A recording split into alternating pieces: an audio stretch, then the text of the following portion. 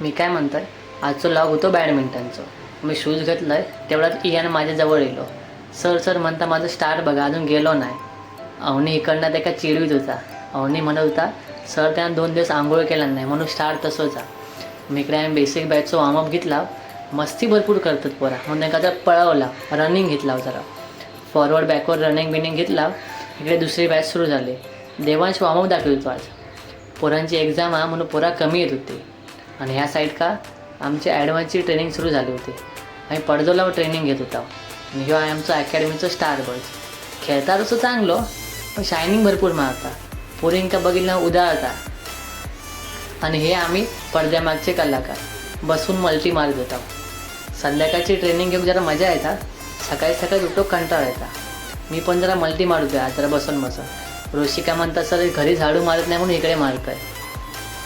मी इकडे त्यांची ट्रेनिंग घेत होता. त्यांच्यावर मजा येत होती पडदो लावून.